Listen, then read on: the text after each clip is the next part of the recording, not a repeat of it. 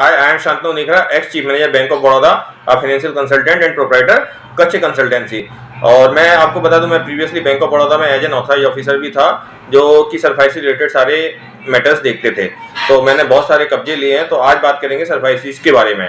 तो सरफाई एक्ट 2002 क्या है? और ये सब बोलते हैं सरफाई लगा देंगे, सरफाई लगा देंगे, कॉल आता है, खाते में ओवरड्यू होता है, एनपी होता है। तो सरफाई एक्ट सिक्योर्ड लोन के लिए है, जिसमें सिक्योरिटी के ऊपर अपना बैंक कब्जा ले सकती है थ्रू सरफाई एक्ट।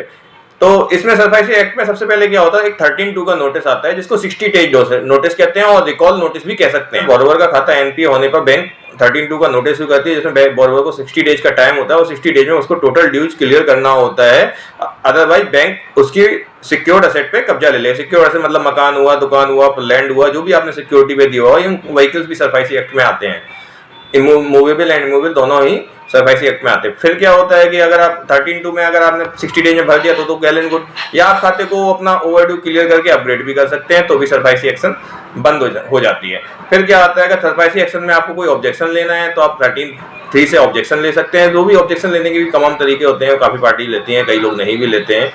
तो नॉर्मली बड़े अकाउंट होल्डर्स तो लेते ही लेते हैं, क्योंकि उनकी बियरिंग कैपेसिटी अच्छी होती है। और फिर आता है उसके बाद 13(4) का मतलब होता है पोजीशन। इसमें सिंबॉलिक पोजीशन भी आता है, फिजिकल पोजीशन भी आता है। जैसे कोई क्लोज्ड कैंपस है, बाउंड्री वाला है, लॉक एंड वाला है, तो उसको उसमें बैंक सिंबॉलिक पोजीशन ले लेती है आफ्टर 60 डेज। और जो मतलब ओपन लैंड है उसको डायरेक्ट फिजिकल पोजीशन ले लेती है, उसमें कोई डीएम ऑर्डर की तरीके नहीं जाती। हाँ, फिर सिंबॉलिक पोजीशन के बाद बैंक डीएम में अप्लाई करता है। डीएम 2-3 सुनवाई करके कुछ टाइम बाद डीएम ऑर्डर निकालता है, और उसमें मामलतदार को ही एग्जीक्यूट करने का निर्देश होता है कि मामलतदार इस डीएम ऑर्डर को एग्जीक्यूट कर सकता है।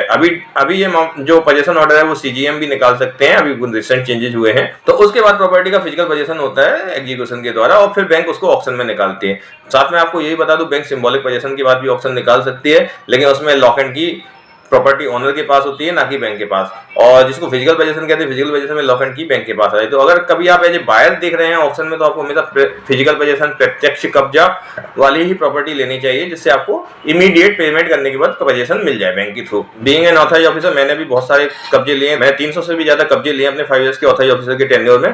तो मेरे को इसका सारा लिटिगेशन, सारे लीगल कॉम्प्लिकेशन, कब क्या करना चाहिए, कैसे देखना चाहिए सरफाई को, मेरे को कस्टमर एंगल से और बैंक एंगल दोनों से उसका फुल नॉलेज है। तो कभी आपको सरफाई से कोई कंसल्टिंग चाहिए तो आप मुझे कांटेक्ट कर सकते हैं।